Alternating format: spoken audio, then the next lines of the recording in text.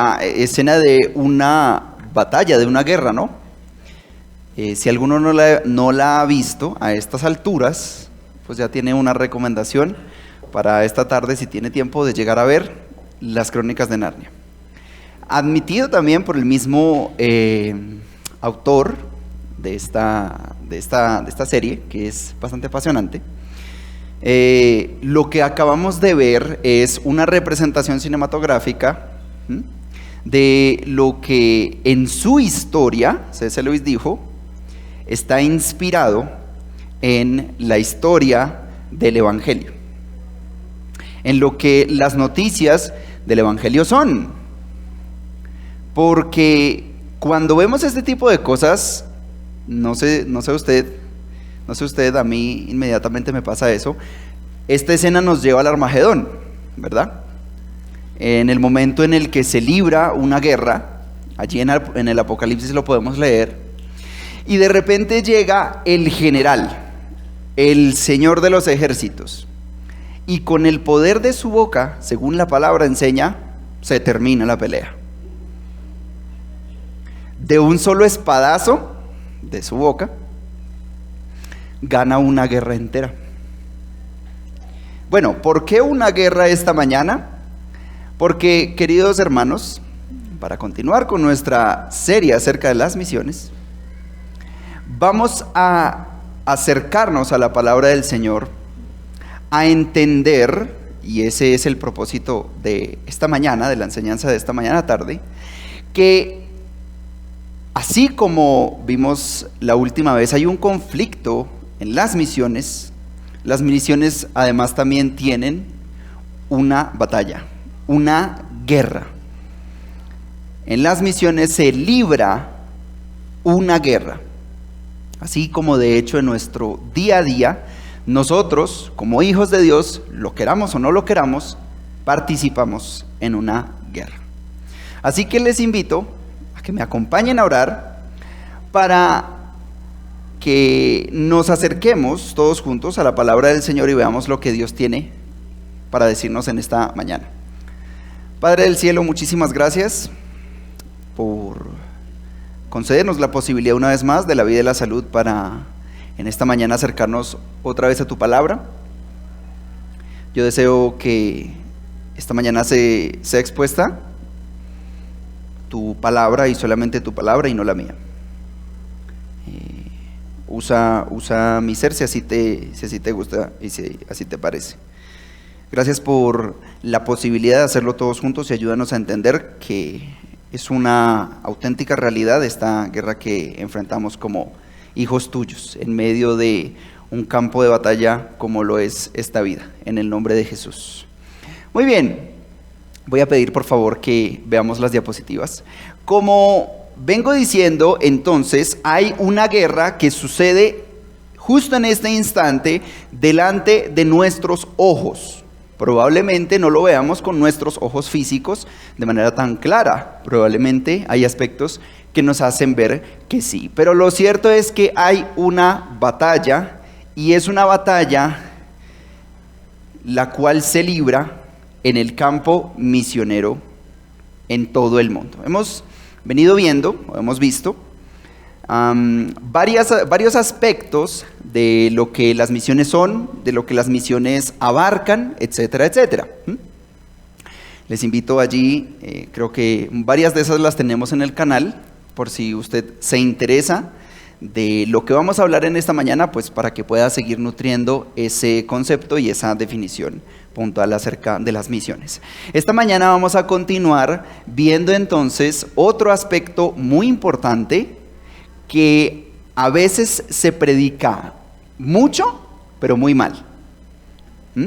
Ya me va a entender usted. Satanás está haciendo contra Dios una guerra que ha estado desarrollándose desde que Adán y Eva fueron persuadidos a creer lo que la serpiente dijo en vez de obedecer a Dios. Ese es el comienzo de la guerra. Lleva bastantitos años, ¿o no? Desde que comenzamos, hay una guerra que podríamos describirla, la guerra de las edades. porque es la guerra más larga que se ha librado durante más tiempo en la historia de la humanidad. Porque la historia del programa redentor de Dios está marcada por una serie de ataques satánicos, todos destinados a desbaratar el programa divino e impedir el cumplimiento de su propósito. El propósito que promueve la actividad satánica es mantener a la humanidad lejos de Dios, impedir los propósitos divinos y hacer daño al pueblo de Dios.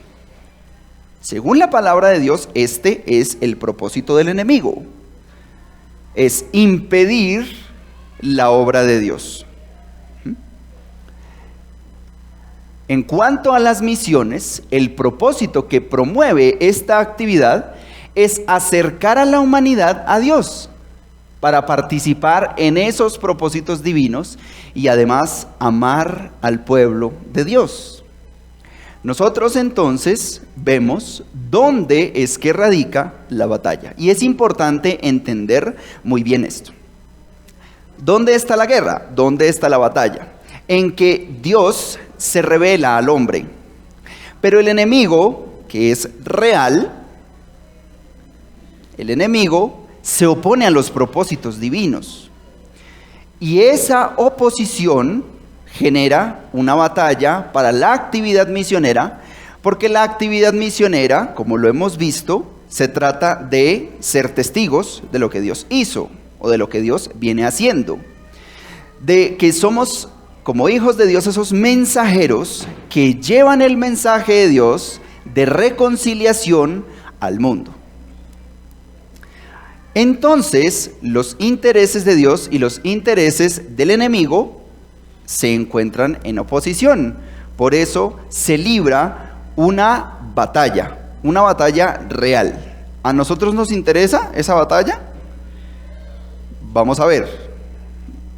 De otra manera podríamos decir cuánto realmente para nosotros debería ser relevante este aspecto, ¿sí?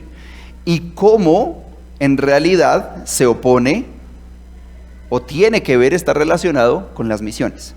Hay algo que no podemos nunca descuidar, nunca podemos olvidar, y es que solamente Dios es más poderoso que Satanás. Cualquier persona que intente desafiar las fuerzas demoníacas aparte del poder de Dios va a ser confundida y va a ser aplastada.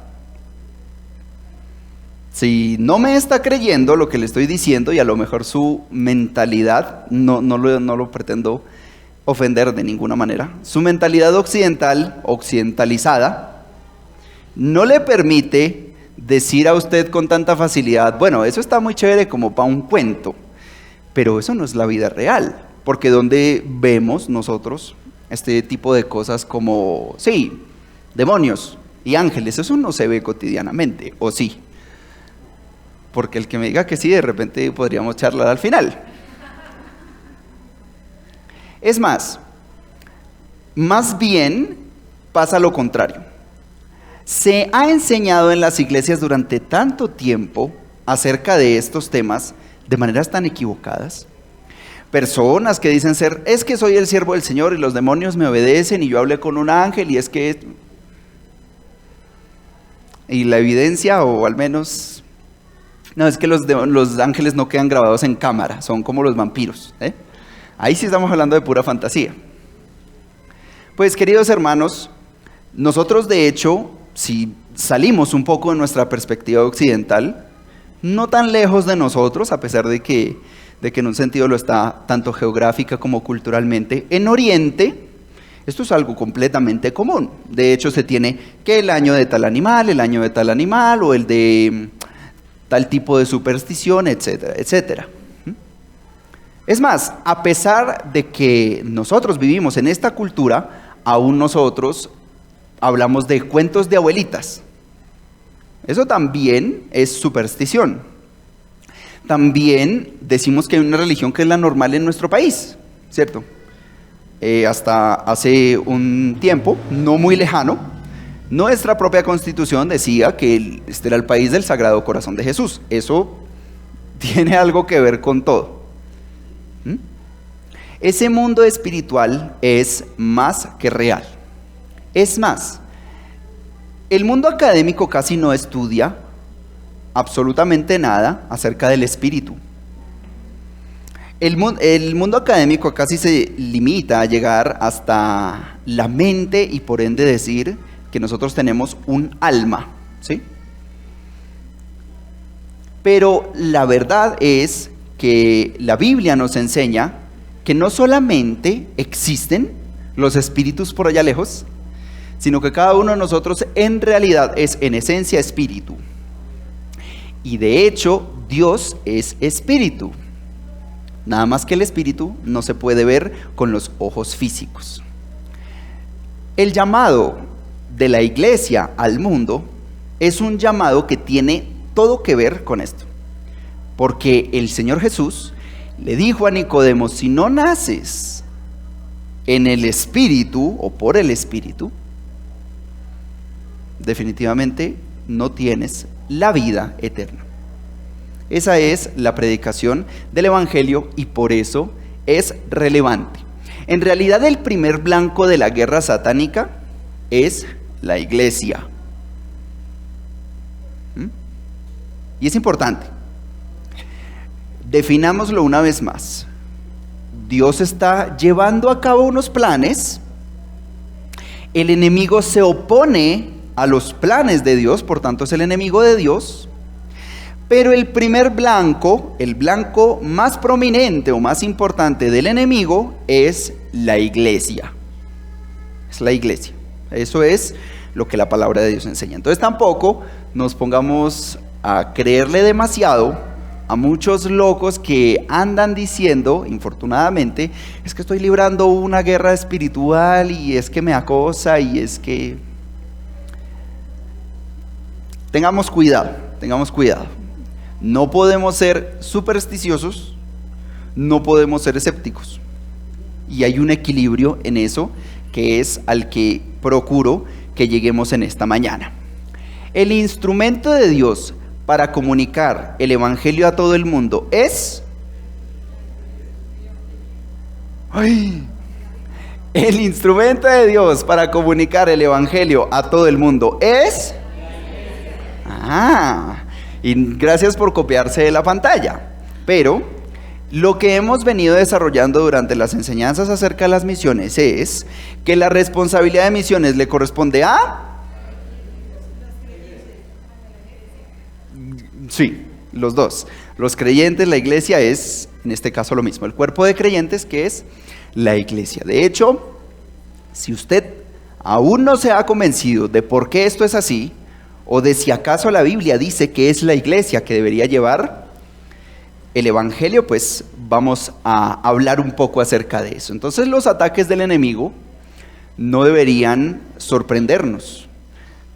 No es sorprendente que misioneros cristianos enfrenten oposición violenta. De hecho, la palabra enseña que el Hijo de Dios fue precisamente enviado para destruir las obras del diablo. Y el diablo no se va a quedar quietico. No lo ha hecho desde el principio de la creación, no lo hace todavía. ¿Hay que temerle brutalmente al diablo? Consideremos el peligro. En principio, ¿cuáles son algunos ataques del enemigo? Podemos hablar al menos de dos tipos de ataques del enemigo en nuestro tiempo, algo que podemos ver un poco de manera más clara. Hay algunos ataques que son directos. Y esto es verdad. La palabra del Señor habla que esto puede suceder, que es a través, por ejemplo, de las tentaciones.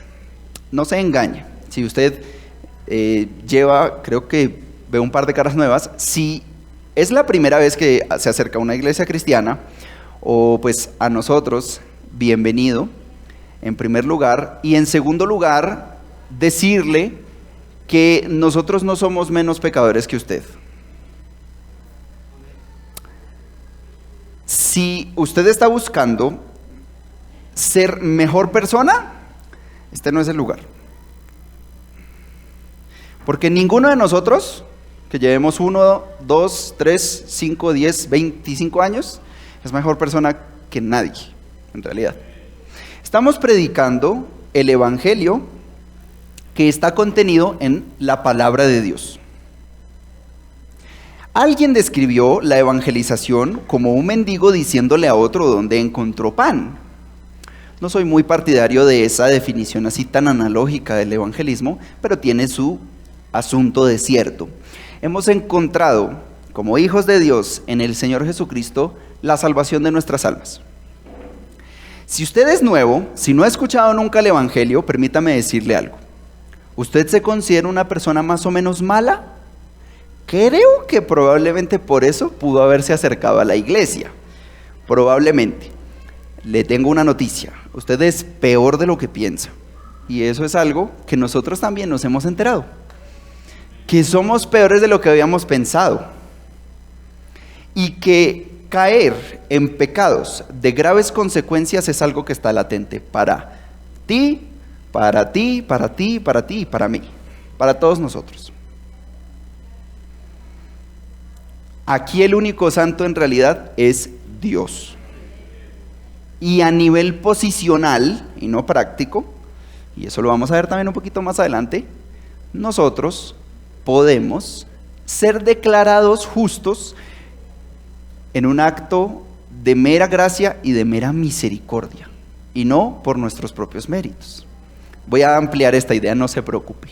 Hay otro ataque directo a la iglesia, y en cuanto a las personas esto se refiere a los miembros de una comunidad, que es priorizar los proyectos antes que las almas.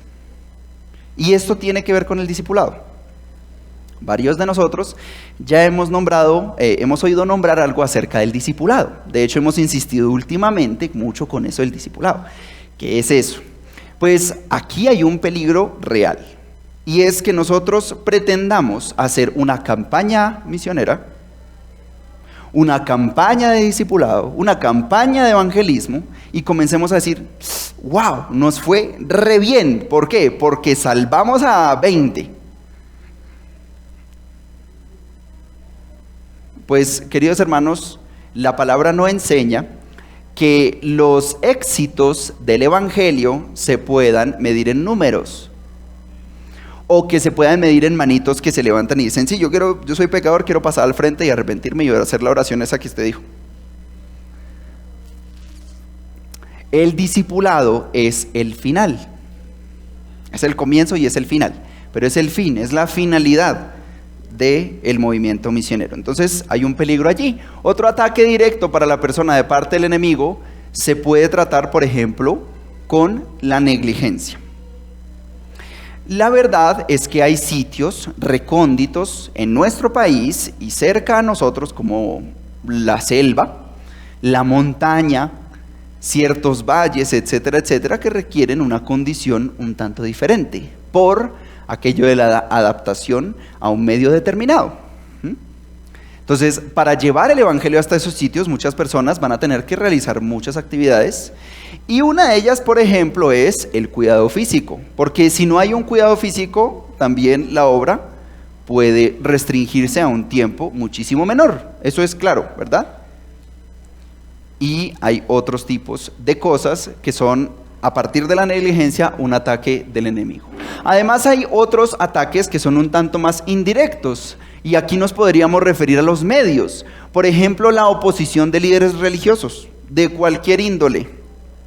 Porque la verdad es que a veces son los mismos hijos de Dios los que por alguna concepción u otra se oponen más a la obra misionera que cualquier otra cosa. Yo he escuchado personas que dicen, esa gente que anda por allá de vacaciones, sin conocer la profundidad de la obra que reviste ir a predicar el evangelio. O el hecho de decir, si se van a salvar, se salvan. ¿Cierto? Que Dios los eligió y los escogió y los predestinó. Eso no lo enseña la Biblia. No lo enseña la Biblia. En cambio, lo que sí enseña la Biblia es que nosotros somos mensajeros y estamos llamados a ser testigos. Otras religiones también se oponen al evangelismo. Esto es algo que tratamos hace tiempo. A nivel estructural, muchas veces también se trata de ataques del enemigo. Además, las tradiciones o la superstición. La tradición es algo que se opone todo el rato a la palabra de Dios en realidad. Es más, si usted cree que su cultura es muy bíblica, pues revise, porque nuestra cultura creo que es una cultura de gente borracha, ¿o no? Eso no es bíblico, no es muy bíblico. Dice la palabra que no deberíamos entregarnos al trago, sino más bien al control del Espíritu Santo. Eso es lo que dice la palabra. Y la impuntualidad es bíblica. Somos impuntuales. Eso no lo podemos negar, no lo vamos a esconder. La impuntualidad no es bíblica. ¿A dónde vamos con todas estas cosas? Pues veamos el siguiente ataque indirecto. Puede ser series de ataques dirigidos de manera estructural de organizaciones gubernamentales que ciertas personas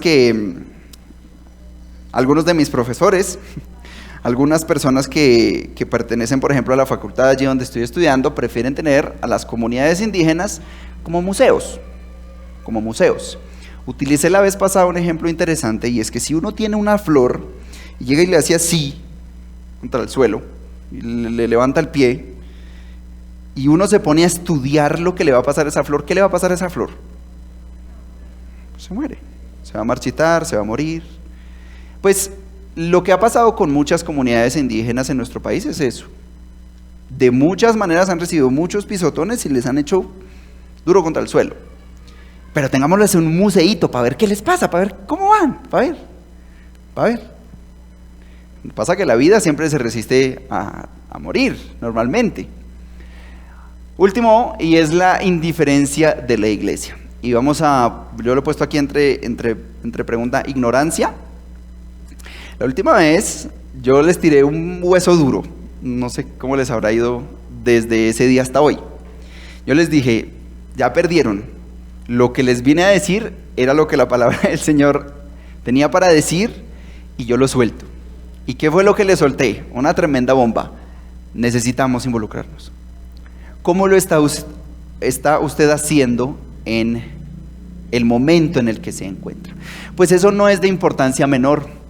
Porque a pesar de todas las cosas que vienen de parte del enemigo y que son en contra de la palabra de Dios y que se oponen violentamente, el amor de Dios nos obliga. El amor de Dios nos obliga.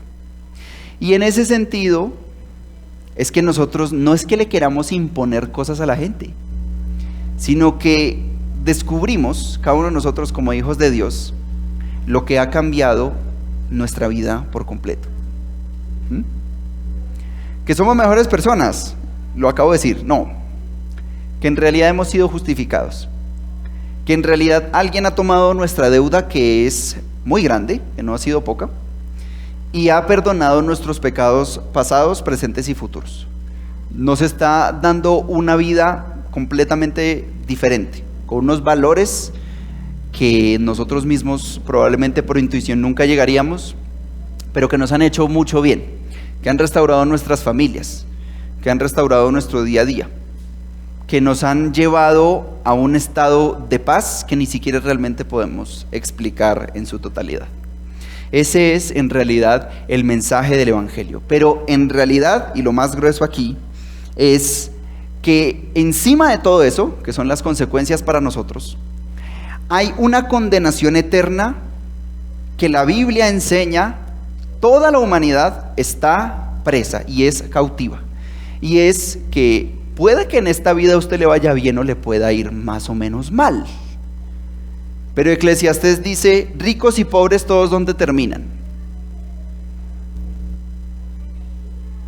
En la tumba. Entonces le voy a decir una cosa, si a usted le está yendo muy bien, me alegra. Si le está yendo muy mal, lo lamento de corazón.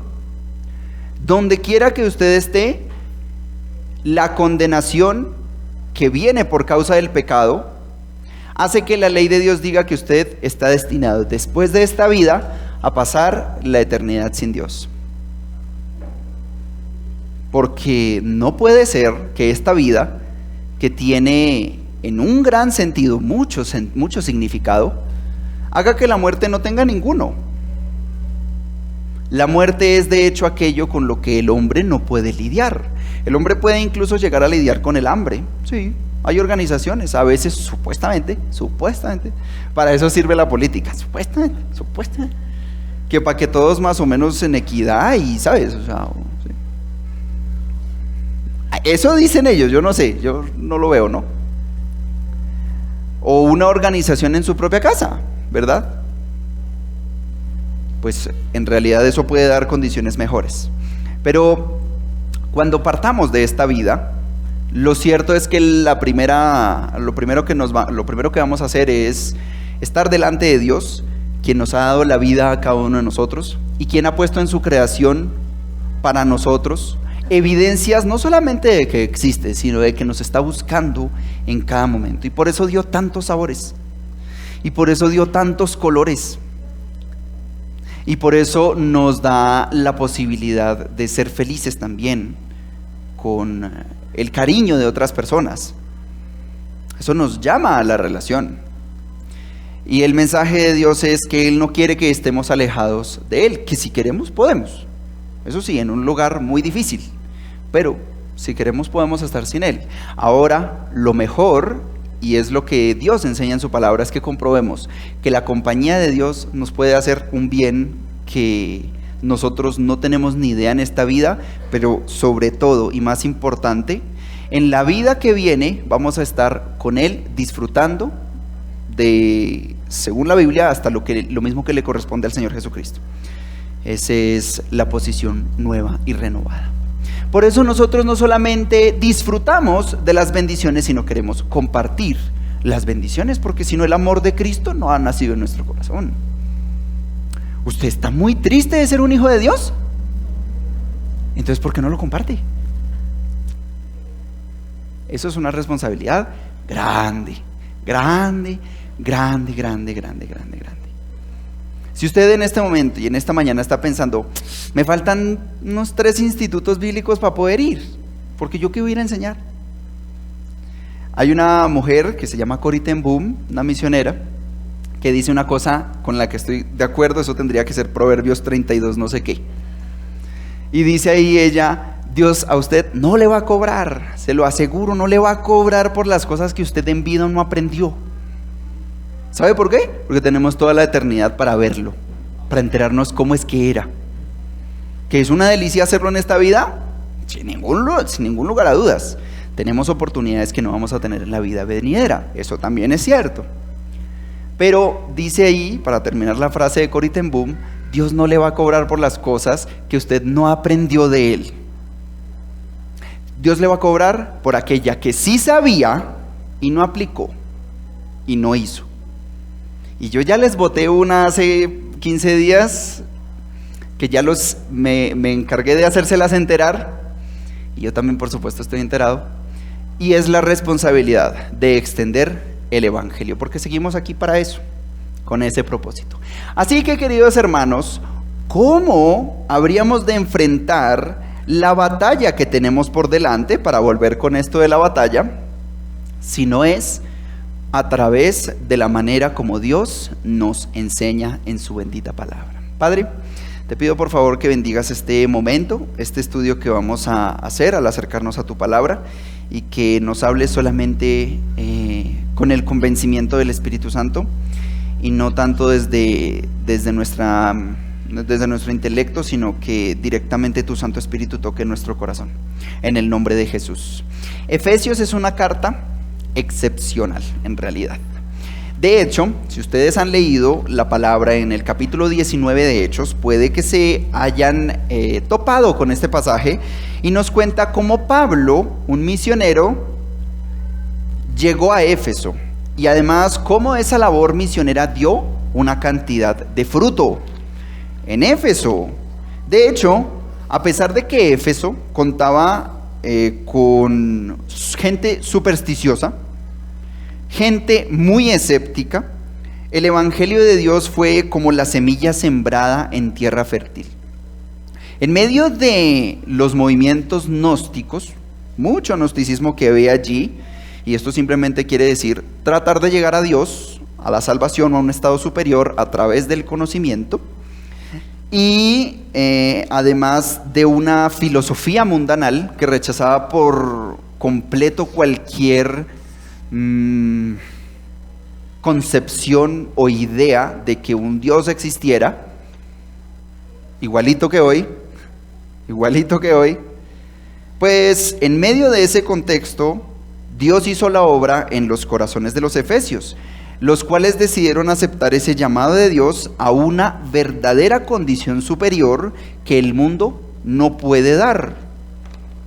Y es el evangelio que nos tiene aquí esta mañana. De hecho, en el momento de escribir esta carta, Pablo se encuentra prisionero, está encadenado. Se dirige a los efesios entonces a través de esta carta para animarlos. Esta carta se divide en por lo menos dos partes principales. Del capítulo 1 al 3, Pablo va a presentar la historia del evangelio. Esto es, cómo la obra de Jesús ha edificado una familia multiétnica, porque habla que son no solamente los judíos, sino también todo aquel que no es judío, es decir, un gentil, y estos que conforman una nueva humanidad, que han sido unificados, o sea que ya no existe ningún tipo de diferencia, y que además viven en armonía en la base del perdón y de la gracia. Esta familia se llama la iglesia. Eso es lo que somos. Es un cuerpo de creyentes que tienen un nuevo propósito y además unas nuevas obras en las cuales andar.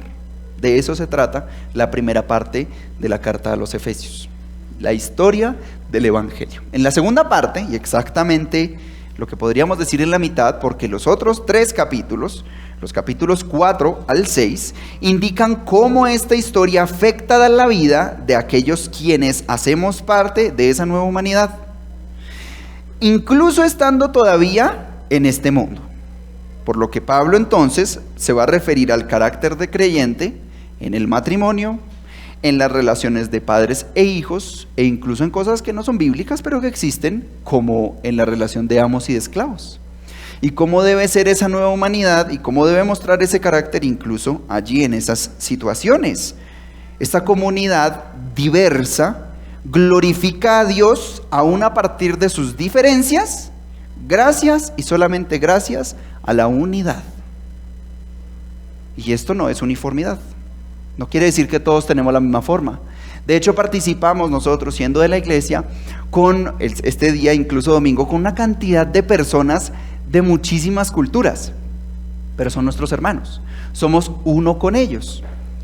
Esa base solamente se puede, como acabo de decir, de conseguir a través del amor de Dios, que se evidencia con base o en la base del perdón y en la base de la gracia. No sería de otra manera. Es interesante, de hecho esta perspectiva es una perspectiva muy alta. Nosotros tenemos una unidad, porque somos un solo cuerpo como creyentes y tenemos una sola cabeza, quien es Cristo. Cristo es la cabeza de la iglesia. Si hay una palabra que puede resumir esta carta, la carta a los Efesios, sin ningún lugar a dudas, es la palabra identidad. Porque de hecho comienza así la carta y nos dice: nosotros somos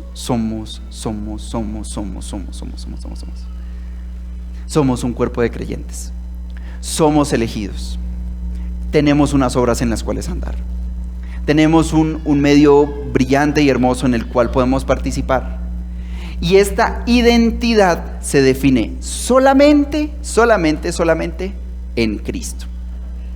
Entonces, primero Pablo se encarga de dar una identidad. Pablo está animando a los creyentes no a vivir en el viejo hombre, en esas prácticas que durante toda la vida fueron más bien naturales, en el odio, en la maldad, en la hipocresía, siguiendo los deseos propios, sino ahora, con esta nueva identidad que se nos ha concedido, vivir con los vestidos, como si fuera una ropa, de un hombre nuevo, basado en el amor, y llevando a cabo todo el fruto del Espíritu. Es un solo fruto. La única manifestación del creyente es el fruto del Espíritu. El amor, el gozo, la paz, la paciencia, la fidelidad, el dominio propio. Entonces todo esto es importante. Teniendo esta perspectiva así y yéndonos un poco a las nubes con todo esto, quiere decir que para los hijos de Dios todas las cosas son color de rosa, ¿verdad? No estaría usted esta mañana aquí en este lugar. Si no conociera usted la necesidad de estar aquí incluso congregado. De hecho, ¿dónde les acabo de decir que estaba el autor de la carta? Estaba en una cárcel, entonces no la estaba pasando tan chévere, digamos. No hay nada más lejos de la realidad que una vida rosa para un cristiano. Eso no puede existir. Si usted está experimentando una vida rosa como hijo de Dios, permítame decirle con todo respeto y también con mucho cariño, algo está pasando en su vida. Algo está pasando en su vida. Y algo muy serio, muy serio. Porque el Espíritu de Dios, que nos amó tal como nos encontró, no nos va a dejar así mismito, sino que tiene que comenzar una obra para pulir nuestro carácter. Y nos va conformando según la identidad que ya nos dio. Pero es una identidad en Cristo. Otra vez, es una identidad en Cristo. ¿Seguros? Entonces, a la imagen de quién el Espíritu Santo realiza la obra que realiza, a la imagen de Cristo solamente. Está difícil llegar a la altura de Cristo, ¿o no? Entonces nos tiene que dar duro, durito.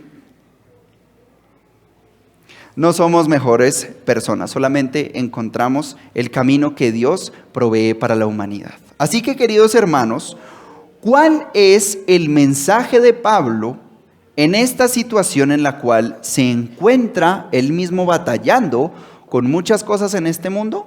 Podemos leerlo en la palabra del Señor. Vamos a ir a Efesios capítulo 6, allí probablemente en las diapositivas, si me las pones te agradezco, muchas gracias. Versículos 10 al 20 dice lo siguiente.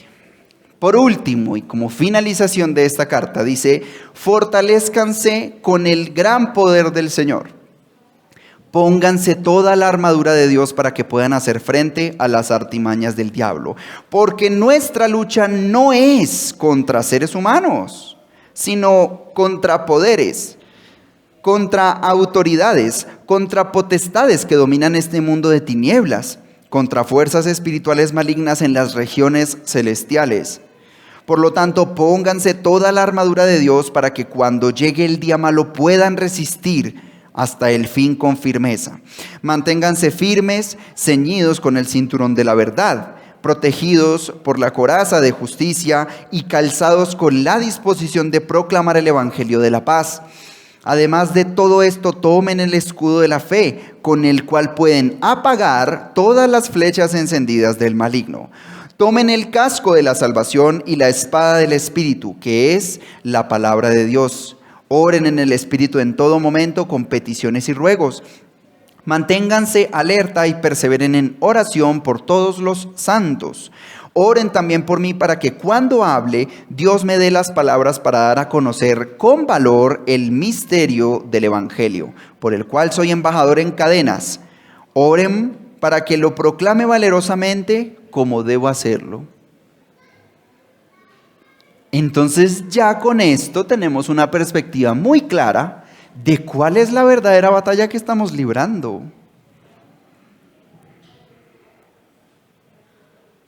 Los propósitos divinos no le agradan nada al enemigo. Nuestra lucha ni siquiera es contra seres humanos. Y eso nunca se había visto más claro sino hasta este momento, en el cual lo que la otra persona piense, a mí me importa exactamente lo mismo. Esa es la nueva sociedad en la que vivimos. No importa si algo es verdad, importa es respetar lo que esa persona dijo. Y eso tiene muchos peligros. Porque uno va a decir, yo pongo un ejemplo empírico físico. Si yo meto la mano al fuego no me va a quemar. Y el otro dice, pero ¿cómo se le ocurre? Claro que se va a quemar. No, que no me va a quemar, que se va a quemar. Y ahí nos podríamos quedar discutiendo toda la vida, eso sí. Y ahí podríamos hablar de relatividades. Y podríamos incluso hablar de condiciones físicas. Sí, es que el fuego es tal y tal, la piel humana resiste tal y tal, los nervios son esto y lo otro. Y se puede defender tanto la posición de que sí me va a quemar como que no me va a quemar. Pero ¿qué es lo que vale? Lo que vale es una sola cosa, que cuando yo meta la mano ahí adentro, ¿qué me va a pasar? Y si yo creo que no me va a quemar, ¿qué? ¿No me quemo? Ilustro de esta manera muy sencilla para decir una cosa. Yo no sé qué piense usted acerca de la vida que viene después de la muerte. Es que no hay nada. Ah, sí, es que hay mucho. Ah, sí, es que no, realmente, pues volvemos a reencarnar. Pero por ahí la uña, por ahí dicen.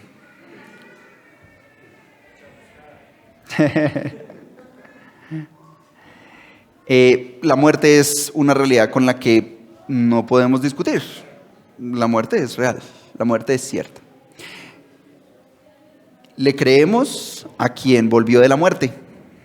Esa es la diferencia básicamente entre un no creyente y un creyente.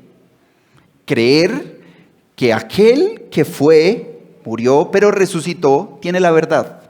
Es más, según su declaración, no solamente tiene la verdad, sino que Él es la verdad. Como dice una canción de un cantante que me gusta, hay verdad y hay verdades. Verdad solo Jesucristo y verdades las que salen de su boca.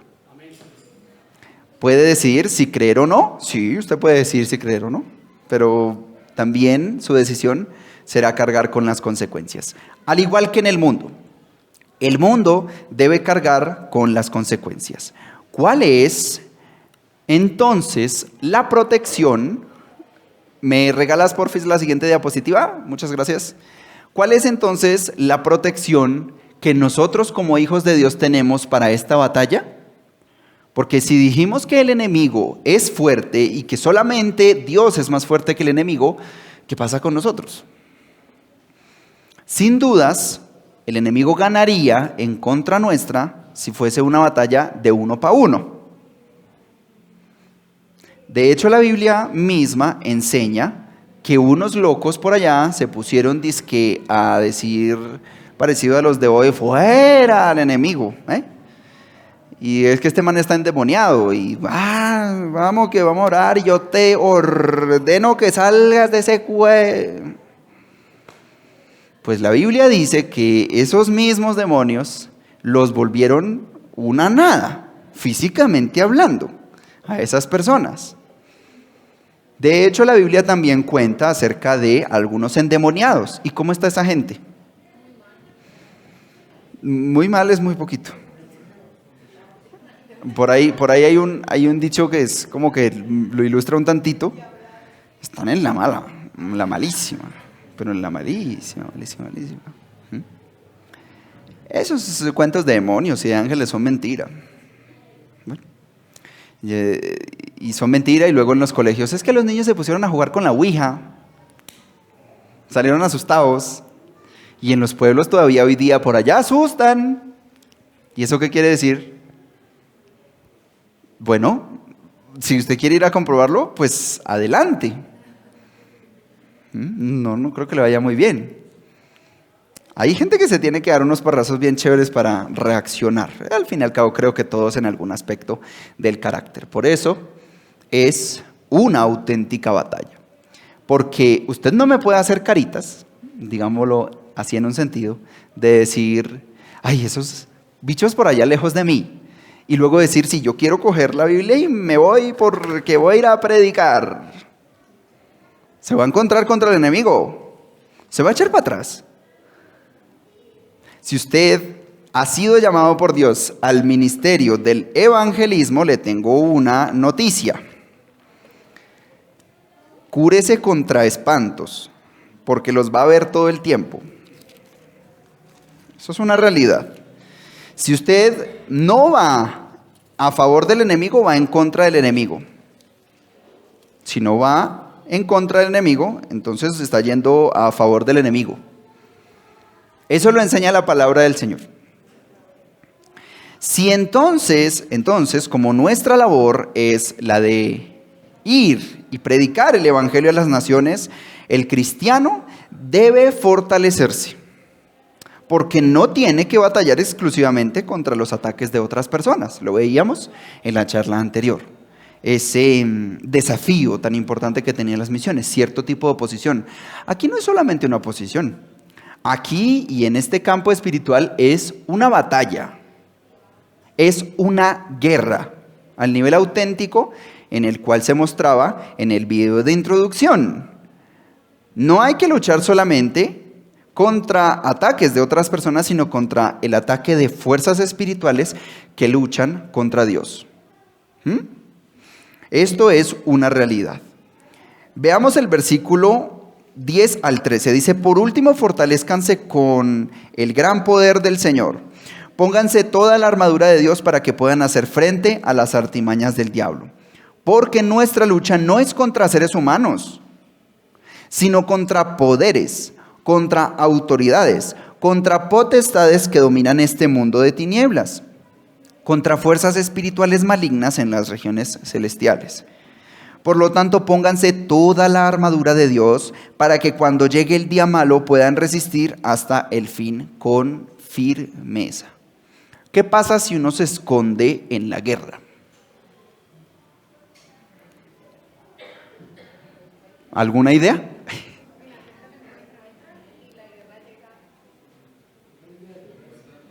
Sí, exactamente. Se da espacio a que quien batalla contra uno, pues gane terreno. Eso es una verdad. No, ¿uno escoge entrar en batallas y en guerras?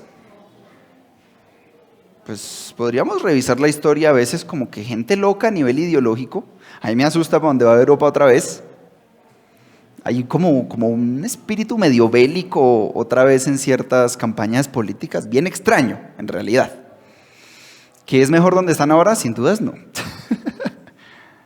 Pero la gente como que le pasa la roncha y dice: venga, ¿con quién quiero pegarle a alguien? ¿Sí? Pues casi uno tiene que buscar las guerras para que lleguen hasta donde uno está, en realidad. La Biblia enseña que esto se va a poner, de hecho, cada vez peor. Así que el cristiano no le queda de otra. Es más, el espíritu que Dios puso en nosotros es un espíritu de valentía. Así que, como vemos aquí, y también en la diapositiva, la armadura, la diapositiva, la armadura del soldado romano, a la cual probablemente Pablo estaría observando 24/7, porque estaba esposado, porque pues lo estaban cuidando allí, le sugirió toda una alegoría. Y esta alegoría se trata de que el cristiano debe vestirse con la armadura, muy bien, la armadura de Dios, no la suya, porque ya dijimos que uno para uno nos gana el enemigo. La armadura solamente de Dios, única y exclusivamente la armadura de Dios, porque se encuentra en una guerra espiritual. ¿Que escogió? No. ¿Que le toca? Sí. Y que da, en realidad incluso llega a dar unos muy buenos frutos. Comencemos con el versículo 14a. Dice: manténganse firmes. Y este es el llamado. Y es una instrucción más bien clara, ¿o no? Manténganse firmes. La palabra dice que al enemigo solamente hay chance de ganar si se le resiste. Resistiendo. ¿Qué pasa si uno está en un combate así? Y llega y hace así y sale a correr. Si tiene flecha, se la mete toda por la espalda. Un poquito de imaginación, ¿no? Claro. ¿Cómo se usan? Me estoy adelantando, pero ¿cómo se usan los escudos? Ah, de frente, ¿no? ¿Sí? Bueno, aquí entonces hay algo que nos permite saber este principio. El creyente está en esta vida y el creyente debe resistir al enemigo. No debe correr. No nos dan esa chance. Si corremos, le damos espacio al enemigo. Eso es la verdad.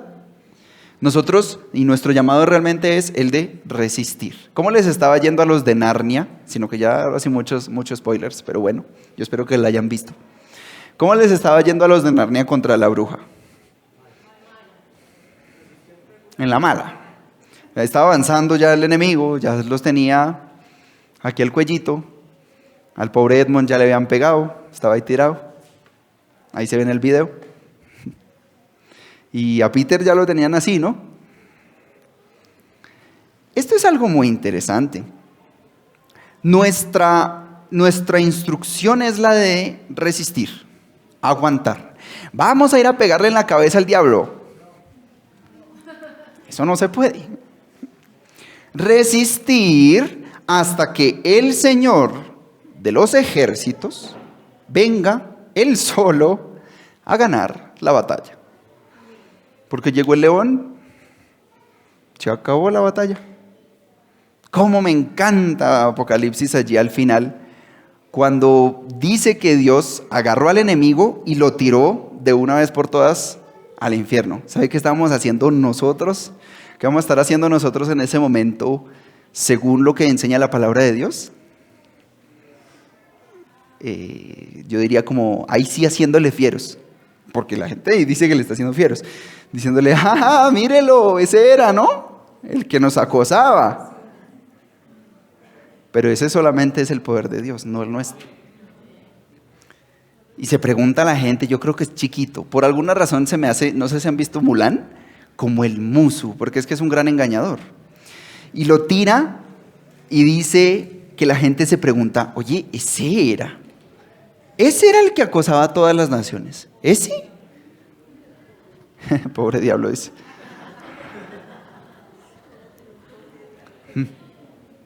Interesante.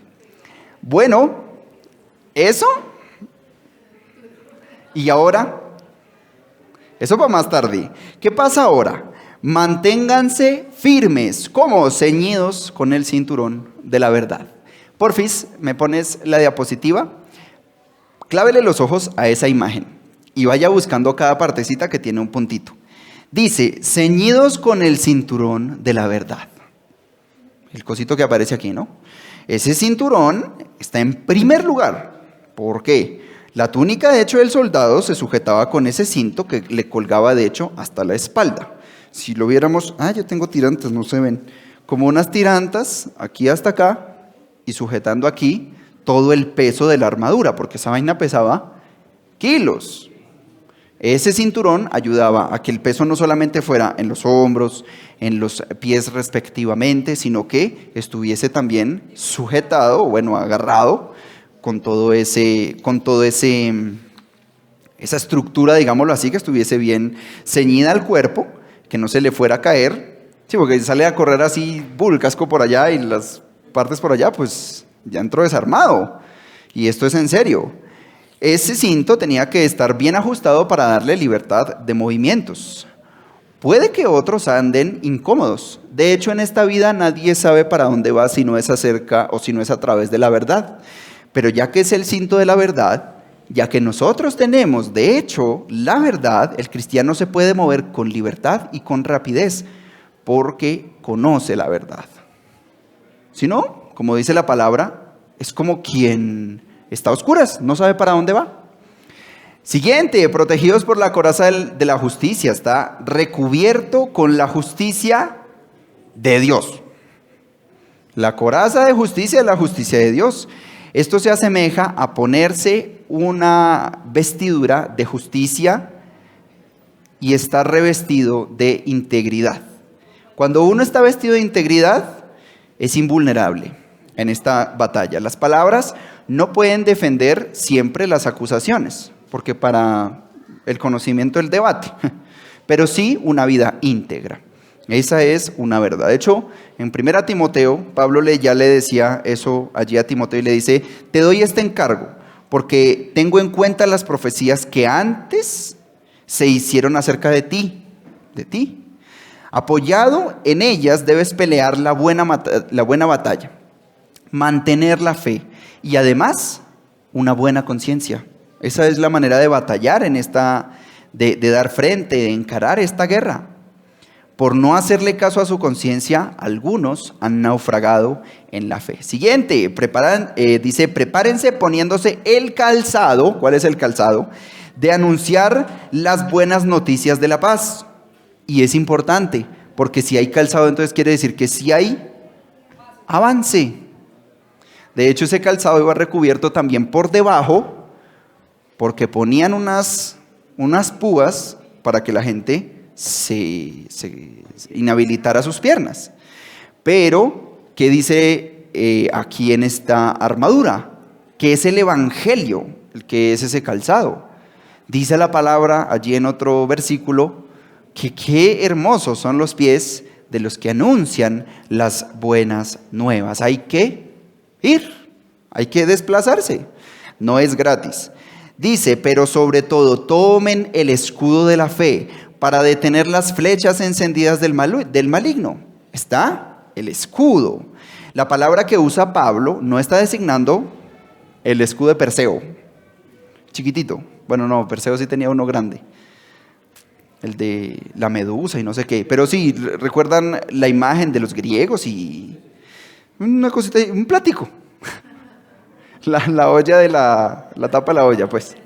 No era así, es parecido a parecido por ejemplo al que utiliza, digamos, el SMAD aquí, el SWAT, que eso es una cosa que lo cubre a uno completamente, ¿verdad? Porque protegía una de las armas más difíciles de lidiar en ese momento. Eso prácticamente se asemeja a una pistola hoy día, que eran las flechas incendiadas. Le ponían brea a la punta y la disparaban y pues se prendía. ¿Y quién puede seguir peleando encendido? En llamas. Se enterraba, eso normalmente era de madera, y al enterrarse pues se apagaba la llama. Esa es la idea de lo que hay en la cabeza. Entonces somos como no un velocista, sino alguien duro de seguir, de continuar, de avanzar y hacerlo lentamente. Utilicen la salvación como casco protector. La salvación no es solamente algo del pasado, como lo decíamos. La salvación también tiene un tiempo presente que es la santificación, ese carácter de asemejarnos cada vez más a el Señor Jesucristo, y además la condición futura, que es la glorificación posterior de nuestros cuerpos. Eso es algo para después. Lo que nos toca ahora es vestirnos y utilizar la salvación como casco para lidiar con el pecado pasado, pero también el pecado que es presente y que vamos experimentando cada día. Tomen la espada del Espíritu, que son las enseñanzas que vienen de Dios. Esta es la espada. Entonces, hay gente que dice, yo me voy para mi trabajo, y pone, y voy con mi espada. No, la espada es así es que se usa la espada. Debajo del brazo solamente sirve como para agarrar mal olor, no nada más. Hay que abrir la palabra del Señor. Esa es nuestra arma de defensa y además también de ataque, en realidad, en un sentido. Pero debe ser a través de la palabra de Dios, no conocimiento humano. Y por último, dice Pablo allí, llega a la que probablemente sea, junto con la espada, el arma más poderosa que nosotros tenemos en esta batalla, y es la oración. De hecho, hay gente que la incluye ahí dentro de la armadura, nada más que no la mencionó con una parte del inventario, pero yo creo definitivamente que cada uno de nosotros, como hijos de Dios, hemos experimentado el poder que la oración tiene. Nosotros tendemos muchas veces a orar solamente en momentos de crisis, pero la verdad es que la oración es algo que debe ser constante, diario, y de donde nosotros en cada momento de nuestro día vamos a encontrar fortaleza. Debe ser intensa, no puede ser una oración vacilante como buenos días, Señor, gracias por mi papá, por mi mamá, por mis hijos, por el perro, por el gato, amén. No, eso no dice nada. La oración es comunicación, es esa relación con Dios. Nosotros hablamos con Él a través de la oración, Él habla con nosotros a partir de la palabra. Y no debe ser egoísta, porque si la oración en realidad es egoísta, en realidad va a tener demasiado poco en cuenta a los demás. Y hablando acerca de las misiones, no hay ¿Qué sostenga más la obra misionera como lo hacen las misiones? Porque esa sí es nuestra responsabilidad. ¿Qué en cuanto a nosotros? ¿Qué en cuanto a nosotros para nuestra vida cotidiana? Para las cosas que hoy vamos a enfrentar, pues Pablo nos da el ejemplo y no les está pidiendo, oren por mí para que yo esté cómodo, para que yo tenga paz. Porfis. No. De hecho, la oración dice que es para que él siga teniendo la oportunidad, incluso atado en cadenas, de proclamar el Evangelio de Dios. ¿Qué dice el Evangelio de Dios? Que el amor de Dios es para todos los seres humanos. Ese es el mensaje. No podemos nosotros hacer mejor bien a todos los obreros cristianos que cuando los recordamos en nuestras oraciones. Y fue solemne. Una de esas peticiones que a lo mejor se pierden, un hermano en oración dijo, yo quiero pedir por algo. Yo quiero pedir por los obreros cristianos. En todo momento, en todo lugar, en este mismo instante. Y a veces esas oraciones parecen que son como las oraciones por la paz mundial. Pero no, no lo son. Porque la oración en realidad es la base de lo que nosotros en el campo misionero, tanto allá como acá, podemos hacer. Eso es vital. De hecho, ellos necesitan que los hermanos les sostengan las manos en alto a través de la oración, como si nosotros fuésemos Aarón y Hur sosteniendo los brazos de Moisés. Resulta que esta historia la cuenta la palabra del Señor y decía que Moisés tenía que tener sus manos en alto para que el ejército ganara la batalla. Y cuando comenzaba a cansarse un poquito, a bajar los brazos, ahí comenzaba el ejército enemigo a ganarle a los demás. ¿Qué hicieron Aarón y Hur? Le pusieron una piedrita para que se sentaran y cada uno le sostenía uno de los brazos. No se me ocurre mejor ilustración para esta mañana que decir, sostengamos los brazos de aquellos que van al campo misionero. Durante la guerra, un hombre fue gravemente herido en un campo de batalla. Sus amigos estaban cubiertos en una cueva como a 10 metros del lugar cuando éste fue herido en una emboscada. Mientras el fuego continuaba, los hombres discutían entre ellos qué hacer.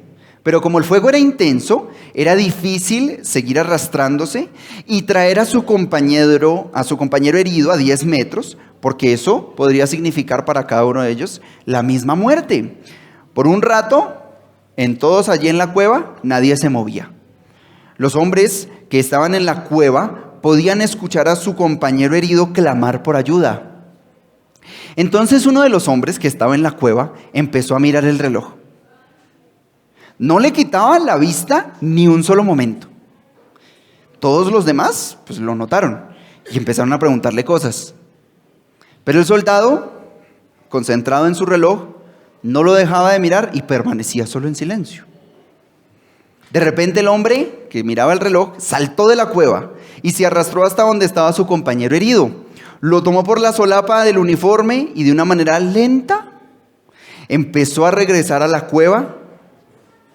Y mientras tanto todo el ataque se mantenía intenso a su alrededor. Sorprendentemente, ambos lograron llegar a la cueva sin ser heridos por ni una sola bala. Luego que el fuego cesara, le preguntaron al hombre que salvó a su compañero qué había sucedido. A lo cual él respondió, mi madre me dijo que a la misma hora, exactamente todos los días, ella estaría orando por mí. Y de acuerdo con mi reloj, dejé la cueva exactamente cuando ella comenzó a orar.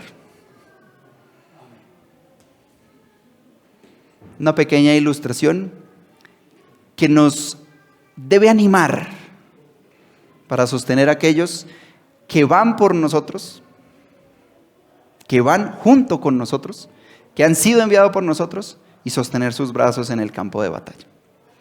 Padre del cielo, gracias porque nos retas de estas maneras, nos haces ver la realidad de la comunidad a la cual pertenecemos.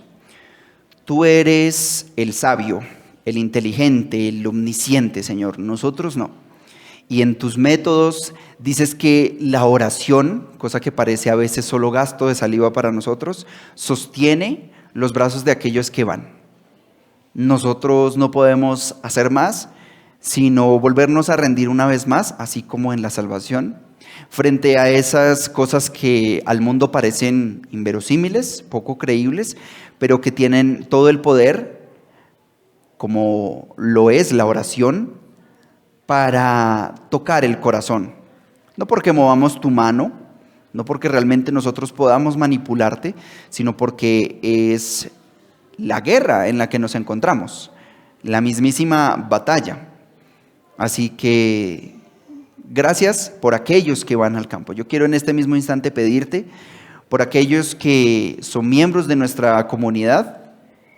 Te pido en este mismo instante también por aquellos que están cerca a nosotros a partir de no ser de nuestra iglesia local.